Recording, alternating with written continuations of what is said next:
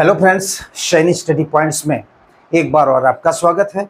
और आज हम प्रैक्टिस सेट 49 के अंतर्गत आज टीजीटी पीजीटी फिजिकल एजुकेशन के अंतर्गत ऑपरेशन वॉलीबॉल से संबंधित महत्वपूर्ण एमसीक्यू का आज अध्ययन करेंगे, और भी व्याख्या के साथ। वो जो एग्जाम के दृष्टिकोण से काफ़ी महत्वपूर्ण है, और हर साल वॉलीबॉल से एक या दो प्रश्न आते हैं। तो जानते हैं कि दो प्रश्न को सही करने के लिए अगर आप 1 घंटा 2 घंटा समय देते हैं तो कुछ भी नहीं है। एग्जाम के दृष्टिकोण से काफ़ी महत्वपूर्ण है। तो समय ना गंवाते हुए हम बात करेंगे आज हम प्रैक्टिस सेट 49 का, जिसमें 50 से अधिक एमसीक्यू, और बात करें हम यूपी टीजीटी के साथ साथ राजस्थान पीटीआई और बीपीएससी TR4 बिहार के लिए भी ये काफ़ी महत्वपूर्ण है। कहे तो फिजिकल एजुकेशन के किसी भी एग्जाम के लिए महत्वपूर्ण है। तो आज इसमें बात करेंगे वॉलीबॉल खेल नियम की जो संपूर्ण जानकारी आपको एक नजर में आपको देने वाले हैं। तो समय न गंवाते हुए आइए हम बात करते हैं डायरेक्ट प्रश्नों के तरफ। ऑपरेशन वॉलीबॉल के तहत देखते हैं कि जो पहला प्रश्न है कि रसेल लैग वॉलीबॉल टेस्ट में कौन सा कौशल शामिल नहीं है। इसमें कौन सा कौशल शामिल नहीं है?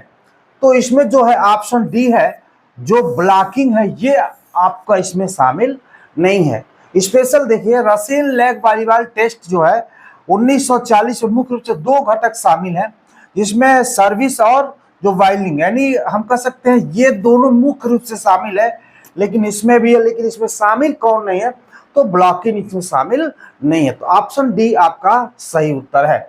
आइए हम बात करते हैं नेक्स्ट, जो ब्रैडी वॉलीबॉल टेस्ट क्या मापने के लिए प्रयोग किया जाता है। इसमें क्या मापने के लिए किया जाता है? तो ऑप्शन बी सही है, बॉलिंग करने की क्षमता, हम कह सकते हैं बॉलिंग की क्षमता इसमें मापी जाती है। ब्रैडी वॉलीबॉल टेस्ट, जिसे हम 1945 में जॉर्ज एफ ब्रैडी द्वारा विकसित किया गया था, मुख्य रूप से सामान्य वॉलीबॉल क्षमता और विशेष रूप से वॉलीबॉल करने की क्षमता को मापने का इसमें किया जाता है।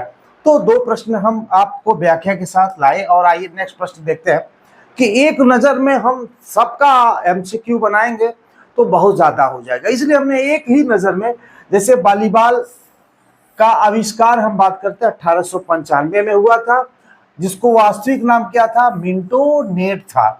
और जन्मदाता कौन थे? विलियम जी मॉर्गन, ये अमेरिका के थे। और विश्व वॉलीबॉल संघ की स्थापना हम कह सकते हैं फेडरेशन इंटरनेशनल डी वॉलीबॉल, जो 1947 में, और वर्तमान मुख्यालय लुसाने स्विट्जरलैंड में, वो फ्रांस पेरिस में था। और वॉलीबॉल संघ, अगर भारतीय वॉलीबॉल संघ की बात करें, वॉलीबॉल फेडरेशन ऑफ इंडिया की बात करें, तो 1951 इसका जो हेड ऑफिस कहाँ पे? दिल्ली है।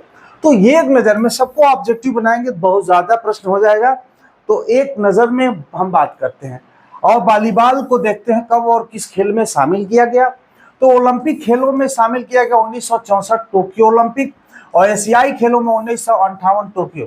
देखिए, दोनों टोक्यो जापान में इसको शामिल किया गया। विश्व की प्रथम जो प्रतियोगिता 1922 न्यूयॉर्क YMCA द्वारा, और भारत की प्रथम प्रतियोगिता 1936 लाहौर, और श्रीलंका नेपाल का राष्ट्रीय खेल क्या है? आपका वॉलीबॉल। पूछता है कि वॉलीबॉल किस देश का राष्ट्रीय खेल है? तो श्रीलंका आपका पड़ोसी, और नेपाल भी आपका पड़ोसी है, वहाँ का राष्ट्रीय खेल आपका वॉलीबॉल है। और यहाँ देखिए, रोटेशन फॉल्ट कब माना जाता है? इसमें से रोटेशन फॉल्ट कब माना जाता है? तो यहाँ पे देखेंगे, जब सर्व की जाती है तब खिलाड़ी सही स्थिति में न हो, जो रोटेशनल 1 2 3 4 5 6 का होता है, उस समय सही स्थिति में न हो, तो उसमें रोटेशन फॉल्ट माना जाता है। खेल के दौरान जब सर्व करने के खिलाड़ी गेंद हिट करता है, उस समय दोनों टीमों के खिलाड़ी अपनी रोटेशन शीट के अनुसार सही क्रम में खड़ा होना चाहिए। यदि कोई खिलाड़ी गलत जगह पे खड़ा है तो इस रोटेशनल फॉल्ट माना जाएगा, और विरोधी टीम को 1 अंक सर्व करने को मिल जाएगा। 1 अंक और सर्व करने को मिल जाएगा, यानी सर्विस भी मिल जाएगी और 1 पॉइंट्स भी मिल जाएगा। यहाँ पे देखिए, जैसे मान लीजिए 1 है, ये 2 है, 3 है, अगर ऐसे रोटेशन चलता है तो ऐसे चलेगा, यानी अगर इस पे ए आ जाएगा 4 की जगह 5 की जगह 4, मतलब रोटेशनल वो चलता है।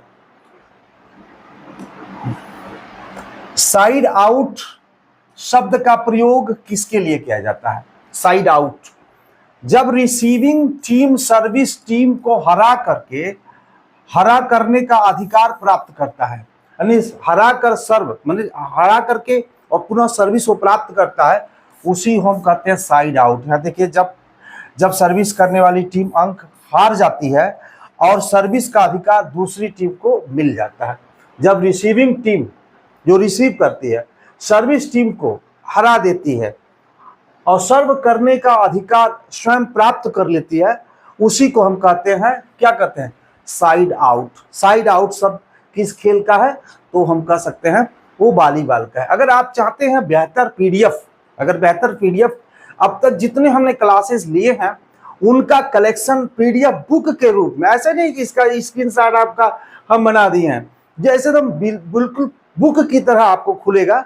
तो 9450850327 व्हाट्सएप नंबर है, जिसपे आप संपर्क करके पार्ट 1 टू पार्ट 3 यानी 1 2 3 तीनों हम कह सकते हैं, तीनों जो पीडीएफ है वो 100 रुपया में आप प्राप्त कर सकते हैं। इस व्हाट्सएप नंबर पे आप संपर्क करके, बहुत ही 100 रुपया बहुत कुछ होता नहीं है, और 100 रुपया इधर उधर खा करके आप मतलब फेंक देते हैं, लेकिन अगर 100 रुपया में इसको खरीदते हैं तो बिल्कुल है, आपके भविष्य में परिवर्तन लाने का क्षमता इसमें रखते हैं। 1994508507 पे अगर आपको एलटी ग्रेड मेंस का एग्जाम दे रहा हो, एलटी ग्रेड मेंस का पूरा कंप्लीट कोर्स इसमें बना दिया गया है और क्लास भी हमने लिया है। अगर आप चाहें तो एलटी ग्रेड मेंस एग्जामिनेशन को आप देख सकते हैं, और बहुत सारे ऐसे प्रश्न आपको मिलेंगे जो आपको लगेगा, मुझे लगा इसमें से आना ही चाहिए। तो यहाँ नेक्स्ट देखते हैं, मिंटोनेट से वॉलीबॉल 1896 में किसने दिया, मतलब पहले इसको मिंटोनेट के नाम से जाना था, किसने 1896 में इसको वॉलीबॉल शब्द दे दिया इस खेल को। तो यहाँ पे बात करते हैं कि अल्फ्रेड टी जो हाल्स्टेड है, 1896 में इसका नाम इन्होंने वॉलीबॉल रखा। इसको पहले इसको मिंटोनेट के नाम से जाना जाता है। वॉलीबॉल का आज भी पुराना नाम मिंटोनेट है। प्रथम पुरुष वॉलीबॉल विश्व चैंपियन कब आयोजित हुआ था, तो 1949 में प्रथम विश्व वॉलीबॉल प्रतियोगिता का आयोजन हुआ था, और स्थान प्राग चेकोस्लोवाकिया था। विजेता सोवियत संघ, आयोजक संघ FIVF यानी जो इंटरनेशनल फेडरेशन वॉलीबॉल संघ था, विश्व वॉलीबॉल संघ के द्वारा इसकी प्रतियोगिता कराई गई थी। प्रथम महिला वॉलीबॉल विश्व चैंपियन का आयोजन कब हुआ था, तो 1952 में किया चैंपियन 1952 में। स्थान मॉस्को सोवियत संघ, और विजेता सोवियत संघ, उप विजेता पोलैंड। आयोजक स्थल संस्था जो यही है, विश्व वॉलीबॉल संघ आयोजक संस्था के द्वारा ये प्रतियोगिता किया गया था। वॉलीबॉल कोर्ट की लंबाई 18 मीटर, आप जान सकते हैं वॉलीबॉल कोर्ट की चौड़ाई आपका 9 मीटर, यानी हम कह सकते हैं कि 18 गुणे 9, सब जानते हैं। वॉलीबॉल कोर्ट का जो डायगोनल डिस्टेंस होता है, ये डायगोनल डिस्टेंस क्या होता है, ये 20.12 मीटर होता है। ये देखिए लंबाई चौड़ाई सब जानते हैं, सब पूछता है, अक्सर यहाँ मिस होता है 20.12 मीटर डायगोनल डिस्टेंस, यानी इसका विकर्ण कितना होता है, तो 20.12 metre. Attack line centre line, यहाँ पे सेंटर लाइन होता है, अटैक लाइन से दूरी 3 मीटर, यानी हम कह सकते हैं ये जो दूरी होती है दोनों तरफ 3 मीटर होती है, और सभी रेखाओं की जो मोटाई होती है वो 5 सेंटीमीटर होती है, 5 सेंटीमीटर होती है। और इसको निकालने का ये फार्मूला है, कैसे हम जो डायगोनल डिस्टेंस निकालते हैं। यहाँ बात करते हैं कि जैसे यहाँ पे वही चीज है, ये आपका 18 मीटर और ये आपका 9 मीटर। ये सेंटर लाइन से जो अटैक लाइन की दूरी होती है आपका ये 3 मीटर, ये हो जाती है आपको 6 मीटर, तो 6 3 और दोनों तरफ 18 हो जाता है। सिर्फ वहीं कोई ऐसा कुछ इसमें टेक्निकल चीजें नहीं है। वॉलीबॉल नेट की जो लंबाई होती है वो 9.5 मीटर से 10 मीटर के बीच होती है, 9.5 से 10 मीटर के बीच होती है नेट की लंबाई। और वॉलीबॉल नेट की जो चौड़ाई होती है वो 1 मीटर होती है, यानी 100 सेंटीमीटर होती है। पुरुषों के लिए नेट की ऊंचाई जो होती है 2.43 और महिलाओं के लिए होती है 2.24 मीटर। यहाँ पे देखें, महिलाओं के लिए 2.24। नेट पोल खंबे की जो ऊंचाई होती है, हम कह सकते हैं जो खंबे की ऊंचाई होती है वो 2.55 मीटर होता है। और नेट पोल की साइड, यानी हम कह सकते हैं जो ये होता है दोनों पोल, यानी जो फील्ड होता है 9 मीटर का, वो है 50 सेंटीमीटर से 1 मीटर, हम कहते हैं 50 सेंटीमीटर से 1 मीटर बाहर होता है जो आपका फील्ड होता है। फील्ड से एंटीना जो होता है उसमें आप देखेंगे कि एंटीना जो होता है ये 180 होता है, जान सकते हैं 1 मीटर तो नेट चौड़ा होता है, 80 सेंटीमीटर और ऊपर उसका ऊपर उठा हुआ भाग होता है। नेट के ऊपरी एंटीना का भाग 80 सेंटीमीटर हमने बताया। वॉलीबॉल का वजन 260 से 280 ग्राम होता है और वॉलीबॉल की जो परिधि होती है वो 65 से 67 सेंटीमीटर होता है। वॉलीबॉल का जो वायु दाब होता है 0.30 से लेकर के 0.32 kg प्रति सेंटीमीटर स्क्वायर होता है। वॉलीबॉल नेट की ऊपरी सफेद जो पट्टी होती है, यहाँ पे जो सफेद पट्टी होती है चौड़ी होती है, ये सफेद पट्टी होती है और ये नेट होता है। तो यहाँ पे देखेंगे कि आपका 7 सेंटीमीटर और नीचे वाली जो होती है वो 5 सेंटीमीटर, ये 7 सेंटीमीटर और नीचे वाली आपकी 5 सेंटीमीटर होती है। कैनवास उसमें लगा होता है तो सफेद कलर की होती है। यहाँ पे देखेंगे यही चीज है, ये आपका ये पट्टी होती है आपका 7 सेंटीमीटर और ये होता है आपका 5 सेंटीमीटर। ये जो व्हाइट दिख रहा है हमने बताया। पोल की ऊंचाई, पोल की जो ऊंचाई होती है वो 255 मीटर होती है। और हम कह सकते हैं महिला के लिए जो सेंटर लाइन से और ये पोल की जो है 224 और पुरुष के लिए आपकी 243। ये पूरा आपको पीडीएफ में एकदम बेहतरीन तरीके से सब कुछ डायग्राम फिगर के साथ आपको सब कुछ मिलने वाला है। यहाँ पे देखिए यही एंटीना जो सफेद और लाल कलर का इसमें कलर होता है। जो एंटीना होता है यहाँ पे देखिए कि ये लाल है, फिर सफेद है, लाल है, सफेद है।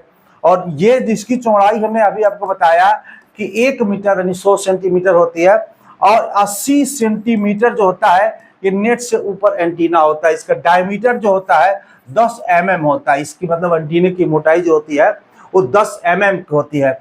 और ये देखिए यहाँ से यहाँ तक जो होता है ये 9 मीटर होता है।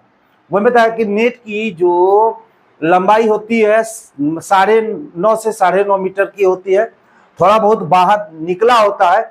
और ये जो फील्ड से बाहर जो पोल होता है वो 50 सेंटीमीटर से 100 सेंटीमीटर यानी आधा मीटर से 1 मीटर के बीच पोल होता है। तो इस तरह से हमने देखा। और इसमें जो होता है ये जो वर्ग होता है ना, ये 10 गुणे 10 सेंटीमीटर का एक आयत होता है। 10 गुणे 10 सेंटीमीटर का एक आयत होता है। तो ये है, अगर आप देखेंगे कि अगर 9.5 मीटर का है तो यहाँ पे 10 गुणे कर देते 950 खाने निकल के आएंगे। ऐसे खानों की संख्या अगर 9.5 मीटर का जाल है तो 950 खाने आएंगे। अगर ये आपको कह सकते हैं कि अगर 10 मीटर का है तो 1000 इसमें खाने आएंगे। तो ऐसा पूछता नहीं, अगर पूछता है तो एक बार मैं आपके मानस पटल से इसे गुजारना चाहता हूं जिससे कि आप समझ जाएं। और आप पीडीएफ में फिट वगैरह सब चीज में आपको मिल जाएगा। अंतर्राष्ट्रीय वॉलीबॉल प्रतियोगिता के आदर्श जो अधिकतम तापमान सामान्यतः मतलब अधिकतम तापमान कितना होगा कि वॉलीबॉल प्रतियोगिता हो जाए, उससे अधिक होगा तो वॉलीबॉल प्रतियोगिता को रोका जा सकता है। यानी 25 सेंटीग्रेड से अधिक तापमान है तो वॉलीबॉल खेल प्रतियोगिता नहीं कराई जाएगी, क्योंकि उस समय जो खिलाड़ियों के लिए मतलब अच्छा नहीं होगा। इसलिए 25 सेंटीग्रेड से अधिक तापमान हो तो वॉलीबॉल प्रतियोगिता रद्द कर दी जाएगी और न्यूनतम 16 सेंटीग्रेड तापमान होनी चाहिए। यानी हम कह सकते हैं कि 25 से 16 सेंटीग्रेड तापमान के बीच वॉलीबॉल प्रतियोगिता सकुशल संपन्न हो सकती है। वैसे आप बर्फ में जाके खेलना तो अलग चीज है, लेकिन अंतर्राष्ट्रीय स्तर को की प्रतियोगिताएं मतलब इससे कम या अधिक पे नहीं होती है। वॉलीबॉल निर्णायक सेट कितने अंकों का होता है तो 25 अंक का होता है। मतलब एक सेट 25 अंक का होता है और सामान्यतः 5 सेट होता है। 5 आप अपने घर करते होंगे, विद्यालय में करते होंगे, जल्दी जल्दी खत्म हो जाए। 3 सेट में जो 2 सेट जीत जाता है उसको विजेता कर देंगे। अंतर्राष्ट्रीय प्रतियोगिता जब होगा तो 5 सेट का होगा, वो भी 25 अंक का होता है।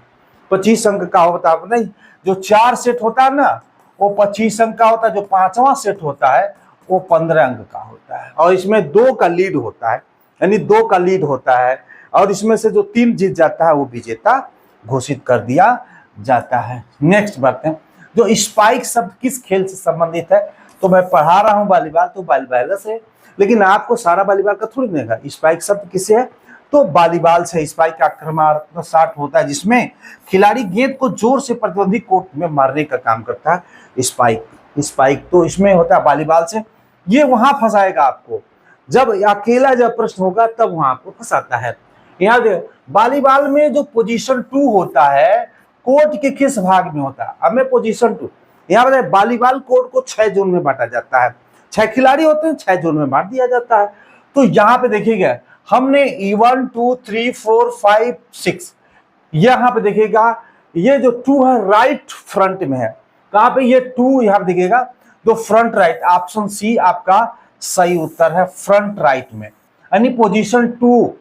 अगर पूछ दिया पोजीशन 5 किस जोन में होता है तो आप बताएंगे लेफ्ट बैक में। देखिएगा यहां पर हमने बताया लेफ्ट बैक में, पोजीशन 5 कहां पे, लेफ्ट बैक में। अगर पोजीशन 6 बोलता है तो मिड बैक में, देखिए पोजीशन 6 बोलता है तो मिड बैक में। तो हम कहने का मतलब है कि वॉलीबॉल कोर्ट को 6 जोनों में बांटा जाता है। 6 जोन का मतलब मैंने बताया 6 खिलाड़ी हैं तो 6 जोन होगा और सबके जोन निर्धारित किए गए हैं। यहाँ पे देखिएगा तीसरे नंबर मिड फ्रंट और चौथा नंबर लेफ्ट फ्रंट, यानी 2 3 4 लेफ्ट मतलब फ्रंट में है और 1 6 5 आपको बैक में है। देखिएगा 1 आप ये मत समझिए फ्रंट राइट, आज मतलब कहने का है कि अगर आपके साथ से एक बार ये गुजरा रहेगा ना ये सिस्टम तो बिल्कुल आप कहीं आप फंसने वाले नहीं है। लेकिन मैं आपको बता दूं अगर ये प्रश्न नहीं गुजरता है आपके मानस पटल से तो भाई हम बता देंगे आपको दिक्कत होगा, यहाँ पे दिक्कत हो सकती है। इसलिए हमने यहाँ पे बहुत अच्छे से समझाने का प्रयास किया है। वॉलीबॉल में यदि सर्व नेट को छूकर विपक्षी कोर्ट में गिरती है तो यानी हम कह सकते हैं ये नेट है और ये बॉल अगर नेट को छू करके विपक्षी कोर्ट में गिरती है तो क्या खेल क्या होगा, मतलब वो खेल जारी रहेगा, खेल जारी रहेगा, ये जान लीजिए, उसको फॉल्ट नहीं माना जाएगा। यहाँ देखिए अनुसार यदि गेंद सर्विस दौरान टकराती है लेकिन नेट से ऊपर से होकर विपक्षी टीम कोर्ट के अंदर गिरती है तो इसे एक वैध सर्विस माना जाएगा, वैध सर्विस माना जाएगा, उसको फॉल्ट नहीं माना जाएगा, इसलिए खेल जारी ही रहेगा। सही उत्तर है जो ऐसी किस स्थिति को दर्शाता है, इस ऐसी किस स्थिति को दर्शाता है, ऑप्शन सफल सर्विस जिसे तुरंत अंक मिले। ऐसी भी फुटबॉल की खेल शब्दावली है और इससे जो तुरंत अंक मिले उसी को हम ऐसी कहते हैं। आइए थोड़ा डिटेल देखते हैं। वॉलीबॉल और टेनिस में ऐसी उस सर्विस को कहा जाता है जो इतनी सटीक और शक्तिशाली होती है कि प्रतिद्वंदी खिलाड़ी उसे छू नहीं पाता है और वापस नहीं भेज पाता, जिससे सर्विस करने वाली टीम को सीधे तौर पे एक अंक मिल जाता, मतलब मारा और भड़क दे जाकर के उसके दूसरे कोर्ट में गिर गया और विपक्षी टीम को क्या अंक मिल गया, इसी को हम एस कहते हैं। एस यानी हम कह सकते हैं टेनिस और आपका वॉलीबॉल। पावर वॉलीबॉल में मुख्य रूप से कौन सी तकनीकी का उपयोग किया जाता है? पावर वॉलीबॉल में तो जंप सर्व स्पाइक का प्रयोग किया जाता है, यानी जंप सर्व करने की आक्रामक तकनीक जिसमें खिलाड़ी गेंद को हवा में उछलकर कूद करके उसे बहुत तेजी से विपक्षी जो पाले में मारता है, जिससे प्रतिद्वंदी के लिए इसे संभालना मुश्किल हो जाता है, इसी को ना जंप सर्व स्पाइक, जंप सर्व स्पाइक। अगर आप मेरे चैनल पर नए हो तो भाई इतना मैंने पढ़ा दिया, आप कहे नहीं एक लाइक, अगर सब्सक्राइबर ना हो तो सब्सक्राइब कर दीजिए, शेयर तो करेंगे नहीं, मुझे पता है जितने कम टीचर लड़के हैं वो शेयर नहीं करते हैं अच्छे वीडियो को, तो शेयर करें या ना करें मैं नहीं कर सकता हूँ, लेकिन अगर आप देख रहे हैं तो एक लाइक जरूर, मेरा आपके ऊपर अधिकार बनता है, आप एक लाइक करिए और एक सब्सक्राइब करिए, बस इतना ही। सारी सुविधाएं आपको फ्री में मिलती है, मैं इसका कोई पैसा नहीं लेता हूँ क्योंकि मैं भी एक शिक्षक हूँ, पोस्टेड शिक्षक हूँ और मैं एक सहयोग के दृष्टिकोण से पढ़ाता हूँ, ऐसा नहीं कि मेरा कोई व्यवसाय है इसीलिए प्रतिदिन वीडियो नहीं आ पाता है। नेक्स्ट करते हैं, लिब्रो खिलाड़ी को प्रति सेट कितनी बार बदला जा सकता है? असीमित लिब्रो खिलाड़ी, लिब्रो आकर पीछे पक्ति खिलाड़ी से मिडल ब्लॉक की जगह लेता है और प्रतिस्थापन केवल तभी किया जा सकता है जब गेंद डेड हो, यानी बाहर हो या बंद हो, रुका हुआ, चलते हुए खेल में आप सब्स्टिट्यूशन नहीं कर सकते हैं। नेक्स्ट चलते हैं कि वॉलीबॉल में टाइम आउट की अवधि कितनी होती है?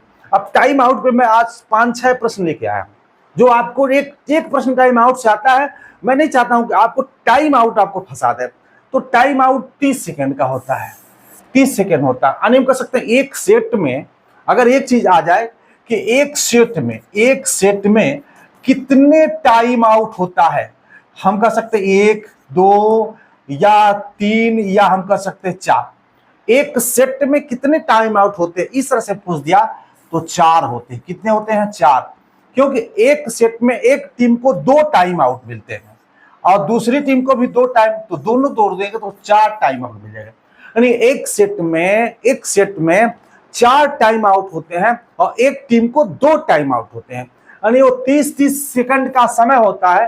30-30 सेकंड के एक टीम 2 बार टाइम आउट ले सकती है एक सेट में। अगर दोनों टीम की मिला दिया जाए तो 4 टाइम आउट लिया जा सकता है। यानी प्रत्येक टीम जो 2 टाइम आउट लेने की अनुमति है। टाइम आउट का अनुरोध केवल तभी किया जा सकता है जब खेल डेड हो, यानी बंद हो, रुका हुआ हो, खेल चलता ना हो, तब टाइम आउट लिया जाता है। तो ये रूल है इसका। नेक्स्ट करते हैं, वॉलीबॉल में टेक्निकल टाइम आउट की अवधि कितनी होती है? सब जानते हैं टेक्निकल टाइम आउट की अवधि होती है 60 सेकेंड या हम कह सकते हैं उसको 1 मिनट। 1955 टोक्यो में आयोजित वॉलीबॉल चैंपियनशिप भारत ने स्वर्ण पदक जीता था। यहाँ पे 60 सेकेंड का टेक्निकल टाइम आउट से भी 3-4 प्रश्न मैं लेकर आया हूं जो बहुत ही सीधे तौर पे आपको एग्जाम के लिए महत्वपूर्ण है। टेक्निकल टाइम कब दिया जाता है, किस सेट के बीच दिया जाता है, कब नहीं दिया जाता है। तो पहले आप जानिए टेक्निकल टाइम आउट की जो टाइम समय अवधि होती है वो 1 मिनट या 60 सेकंड की होती है। टेक्निकल टाइम आउट किस प्रकार दिया जाता है, किस प्रकार दिया जाता है, यहां आप फंसेंगे। यहां कोच के आदेश पर या कप्तान के अनुरोध पे, स्वतः या रेफरी के विवेक पर। तो ऑप्शन सी सही है, स्वतः दिया जाता है, स्वतः दिया जाता है। जान ले ऑटोमेटिक्स आपको टेक्निकल टाइम आउट मिलता है। किसको मिलता है आगे चलते हैं। तो टेक्निकल टाइम, आप पूरा वीडियो देखें, हर प्रश्न आपके लिए महत्वपूर्ण है। पूरा देखिए आप, मैंने बहुत बेहतर कलेक्शन करता हूं। मैं चाहता हूं कि किसी गेम को उठाऊं तो उसमें इतना सा भी कोई दिक्कत न रह जाए। वैसे मैं ब्राह्मण तो हूं नहीं, मैं दिक्कत हो रह भी सकता है, कहीं कुछ छूट भी सकता है। मैं प्रयास में करता हूं कि इतना भी कहीं कोई चीजें ना छूटे जो आपको परेशान करे। एक ही बार आप देखिए और फाइनल आप देख लीजिए। अंतरराष्ट्रीय वॉलीबॉल प्रतियोगिता में टेक्निकल टाइम आउट कब दिया जाता है? टेक्निकल, अब यहाँ पे आप टेक्निकल रूप से फंसेंगे अगर आपने अध्ययन नहीं किया होगा। मैं नहीं कहता हूं नहीं जानते, अगर आपने अध्ययन नहीं किया होगा तो यहाँ पे फंसेंगे। तो ऑप्शन बी सही है, 8वें व 16वें अंक पर टेक्निकल टाइम आउट दिया जाता है और पहले और चौथे सेट के बीच में, पहले और चौथे सेट के बीच में। 5वें सेट में टाइम आउट नहीं दिया जाता, ध्यान दीजिएगा। 5वें सेट में टाइम आउट नहीं दिया जाता है, यानी पहले से चौथे सेट के बीच में ही टेक्निकल टाइम आउट दिया जाता है। स्वतः कोई मांगता नहीं है, स्वतः दिया जाता है। तो 8वें और 16वें अंक पर ये है टेक्निकल टाइम आउट आपको दिया जा सकता है। टेक्निकल टाइम आउट किन सेट्स में लागू होता है, किन सेट्स में लागू होता है? देखिए केवल पहले 2, पहले 4, सभी 5 सेट में। तो ये पहले, यानी हम कह सकते 1 से 4 के बीच आपको टेक्निकल टाइम आउट दिए जा सकते हैं। केवल प्रथम में नहीं बात करते हैं, केवल 2 में नहीं बात करते हैं, यानी 1 से 4 सेट के बीच कभी भी आपको टाइम नहीं, कभी भी नहीं। 8वें और 16वें अंक के बीच आपको टाइम स्वतः मिल जाती है, आपको लेने की जरूरत तो नहीं पड़ती है। नेक्स्ट करते हैं, निर्णायक 5वें सेट में टेक्निकल आउट का क्या नियम है? देखिएगा निर्णायक के हिसाब से 5वें सेट में टेक्निकल आउट का क्या नियम है? इसमें क्या नियम हो सकता है? कोई टेक्निकल टाइम आउट नहीं दिया जा सकता है। इसमें क्या सकते हैं? तो कोई टेक्निकल टाइम आउट नहीं दिया सकता। 5वें सेट में प्रत्येक टीम सामान्यतः 2 टाइम आउट ले सकते हैं। जैसे सामान्यतः हर सेट में टाइम आउट लिया जाता है, वैसे इसमें भी सामान्यतः 2 टाइम प्रत्येक टीम ले सकती है। इसमें कोई टेक्निकल टाइम आपको नहीं मिलेगा, यानी 5वें सेट में टेक्निकल टाइम आउट नहीं मिलता है। और निम्न में से कौन सा कथन सही है, इस तरह से पूछता। अभी मैंने बताया, तो ऑप्शन सी सही है, टेक्निकल टाइम आउट 8वें 16वें अंक पर दिया जाता है। 8वें और 16वें अंक पर दिया जाता है। तो मैं नहीं कहता हूं आपको जानकारी नहीं है, आपका अगर कहीं से उस पे डस्ट पड़ गया हो तो उसको साफ कर लीजिए एक बार देख करके। वॉलीबॉल खेल में रेफरी सीटी बजाने के कितने सेकंड बाद सर्विस करनी होती है? सब जानते हैं 8 सेकंड के अंदर आपको सर्विस करनी होती है। यानी और उसमें खिलाड़ी कितने होते हैं? 6 यानी 12 खिलाड़ी होते हैं। कितने खिलाड़ी होते हैं? 12 खिलाड़ी होते हैं। यानी 6 खेलते हैं और 6 सब्स्टिट्यूट मतलब रखे रहते हैं, सब्स्टिट्यूट चेंज करने के लिए होते हैं। लेकिन आप कह सकते हैं स्कोर शीट पर 15 नाम आप लिख सकते हैं। स्कोर शीट पे अगर आप चाहते हैं कि आप जैसे 12 की टीम है ना, तो 15 की टीम आप बना सकते हैं और वहां पे प्रस्तुत कर सकते हैं। लेकिन 6-6-12 एक टीम में 12 खिलाड़ी ही होते हैं और 6 खेल में खेलते हैं और 6 सब्स्टिट्यूट के लिए रखे जाते हैं। वॉलीबॉल खेल में एक सेट समाप्त होने के बाद कितने समय का अवकाश दिया जा सकता है? मैंने एक सेट के बाद कितने समय का मध्य अवकाश इंटरवल आपको दिया जा सकता है? तो 3 मिनट का। कितने मिनट का? 3 मिनट का। इसमें और चीज है, दूसरे और तीसरे सेट के मध्य 3 मिनट के अवकाश को 10 मिनट तक बढ़ाया जा सकता है। मैं नहीं कह रहा हूं दिया जाता है, दिया तो जाएगा 3 मिनट, लेकिन दूसरे और तीसरे सेट के मध्य में परिस्थितिवश 3 से 10 मिनट तक के अवकाश दिए जा सकते हैं। अब प्रश्न कैसा पूछता है? आपको दवाएं दे दी गई है, कहां पे किस दवा की जरूरत पड़ेगी आप अपने स्तर से करिएगा। वॉलीबॉल खेल में खिलाड़ियों की जर्सी पर नंबर सामान्यतः कितने से कितने तक के बीच होने चाहिए? तो यहां पे 1 से 20 के बीच यहां पे जो वॉलीबॉल के खिलाड़ियों के नंबर अलॉटेड किए जाते हैं 1 से 20 तक।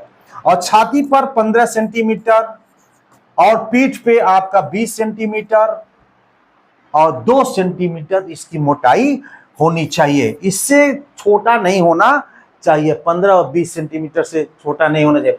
निम्नलिखित में से कौन सा कथन सही है? इसमें कौन सा कथन सही है? पहले और 5वें सेट में टॉस द्वारा सर्विस तय होती है।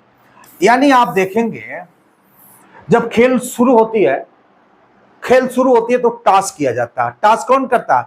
प्रथम रेफरी करता है। उसमें 2 रेफरी होते हैं, एक प्रथम रेफरी होता है, एक द्वितीय, जो सीढ़ी पे चढ़ करके वो टेबल पे चढ़ करके बैठा रहता है, वो प्रथम रेफरी है। जो नीचे सहायक रूप में एक द्वितीय रेफरी होता है। तो प्रथम रेफरी टॉस कराता है, तो खेल शुरू होने पर टॉस होता है और 5वें सेट में भी टॉस होता है। 5वें सेट में टॉस होता है। तो हम कह सकते हैं पहले और 5वें सेट में टॉस द्वारा सर्विस तय होती है। दूसरे, तीसरे और चौथे में वो रूटीन से चलता है। जैसे जिसको मिल गई उसके बाद किसको मिलनी है, उसी रूटीन से चलती है। खेल के अंत में वॉलीबॉल में टॉस कौन करता है? टॉस कौन करता है?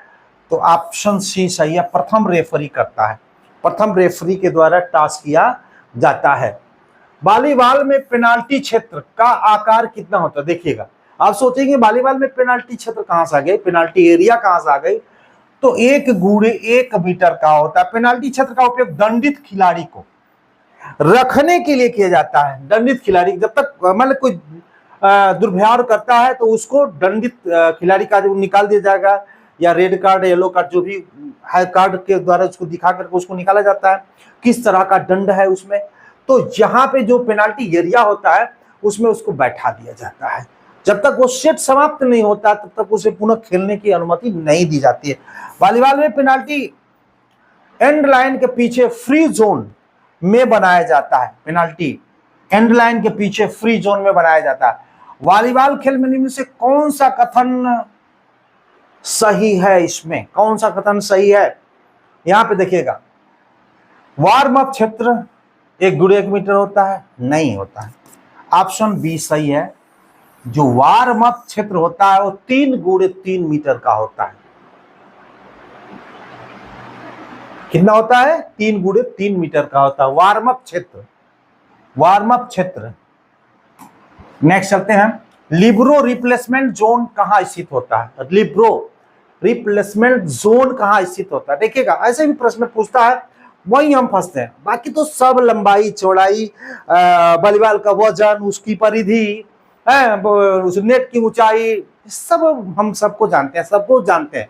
लेकिन एग्जाम में कुछ ऐसे अब टेक्निकल प्रश्न आते हैं जहां पे मैं नहीं कहता हूं सब नहीं जानते हैं, उसमें 1000 में मान लीजिए अगर 4 लोग जानते हैं तो बहुत मेरिट को प्रभावित करती है ना बाकी लोग। तो ऑप्शन सी सही है। साइड लाइन के बाहर लिबरो रिप्लेसमेंट जोन कहां बनता है? Side line. ये है साइड लाइन, ये है साइड लाइन, ये साइड सेंटर लाइन है। अटैक लाइन और एंड लाइन के बीच, ये जो अटैक लाइन बनता है और इन लाइन के बीच हम कह सकते हैं, ये साइड लाइन के बाहर अटैक लाइन और इन लाइन के बीच ये लिबरो रिप्लेसमेंट जोन कहा जाता है। यहीं से खिलाड़ियों को रिप्लेसमेंट किया जाता है। नेक्स्ट चलते हैं कि मपाकट्टू किस खेल से संबंधित प्रतियोगिता मानी जाती है? MS जोसेफ हो जाता है मपाकट्टू, MS जोसेफ। तो यहां पे है जो ऑप्शन बी सही है, बास्केटबॉल से। अरे सॉरी पढ़ा रहे हैं वॉलीबॉल और पढ़ते हैं बास्केट। ऑप्शन ये है आपका, ये है आपका वॉलीबॉल। ये चूंकि वॉलीबॉल पढ़ा है तो वॉलीबॉल समझ में आ रहा है आपको, लेकिन अगर कहीं अलग जब पूछेगा तो ये वॉलीबॉल से ये एक प्रतियोगिताएं हैं। निम्न में से कौन सी प्रतियोगिता वॉलीबॉल से संबंधित है? इसमें शिवानी गोल्ड कप, इंदिरा स्वर्ण कप या पूर्णिमा ट्रॉफी? यह ऑप्शन डी सही है। उपर्युक्त सभी वॉलीबॉल से संबंधित प्रतियोगिता है। इंदिरा एस प्रधान trophy, federation cup, super challenge cup, जो Hamburg open, New Zealand open, volleyball की ये प्रमुख प्रतियोगिताएं हैं। ये वॉलीबॉल की प्रमुख प्रतियोगिताएं हैं जहां की हमने सोचता कम समय में, कम मैटर में आपको ज्यादा प्रश्न मिल जाए। अंतर्राष्ट्रीय वॉलीबॉल मैचों के लिए इंडोर हॉल की न्यूनतम ऊंचाई कितनी होनी चाहिए? जहां पे वॉलीबॉल इंडोर में हो रहा है तो हॉल की ऊंचाई कितनी होनी चाहिए? तो 12.5 मीटर होनी चाहिए। 12.5 मीटर से कम ना हो, अधिक हो जाए कोई बात नहीं। वॉलीबॉल में लिबरो खिलाड़ी में से क्या नहीं कर सकता? सर्विस, अटैक, टीम की कप्तानी, यानी ऑप्शन डी सही है। उपयुक्त में से कोई काम नहीं कर सकता है। वॉलीबॉल में लिबरो को आधिकारिक तौर पर 1958 अंतर्राष्ट्रीय वॉलीबॉल संघ FIVB के हिसाब से 1998 में लिबरो खिलाड़ी को इसमें शामिल किया गया है। वॉलीबॉल में जो निर्णायक होते हैं, एक प्रथम रेफरी, द्वितीय रेफरी और 2 या 4 निरीक्षक, लाइन रेखा निरीक्षक होते हैं। एक स्कोरर होता है, कभी कभी सहायक स्कोरर भी रख लिया जाता है। तो इस तरह से हम कह सकते हैं। अक्सर पूछता रेफरी कितने होते हैं, तो रेफरी होते हैं आपके 2 या 4 निरीक्षक होते हैं। अब क्या पूछता भाई, उस हिसाब से आप अपने आप को सेट करना है। खेल की शब्दावली स्मैश, जिसको spiker, rotation, duff hit, blocking, volley pass, volley dig pass, switch, overlapping, booster, love dig, net fault, ball double hit, floor service, power serve, hook serve, tennis serve, referee linesman, double fault, 4 arm was set, मतलब ये सब volleyball के खेल की शब्दावलियां हैं जो एक नजर में हमने इसको बनाए तो बड़ा लंबा हो जा रहा था। हमने सोचा कि अब उब जाएंगे, इसलिए कम समय में। और राष्ट्रीय वॉलीबॉल प्रतियोगिताएं पूछता है कि कौन सी राष्ट्रीय वॉलीबॉल प्रतियोगिता है, तो MM जोसेफ मपाकट्टू ने बताया। ट्रॉफी जो 1952 मद्रास में, पूर्णिमा ट्रॉफी 1953 जबलपुर से शुरू, जूनियर नेशनल ट्रॉफी 1958 कटक, प्रथम अर्जुन पुरस्कार ए पलानी स्वामी 1961 में और 2004 पुरस्कार ए रमन्ना राव 1961 में अर्जुन पुरस्कार की स्थापना भी हुई है और प्रथम अर्जुन पुरस्कार पलानी स्वामी 1961 में दिया भी गया। 84 में 2004 पुरस्कार की स्थापना 85 में, लेकिन 90 में मिला यहाँ पे। ये तो आज के लिए वॉलीबॉल से संबंधित आज हमने महत्वपूर्ण बातों का अध्ययन कराया और आपने देखा, इसके लिए बहुत बहुत धन्यवाद। नेक्स्ट क्लास बहुत ही जल्द आएंगे और ये जो एक नज़र में आप देख रहे हैं, ये आपको सभी एक नज़र में आपको PDF में मिल जाएंगे। तो आज के लिए इतना ही, धन्यवाद।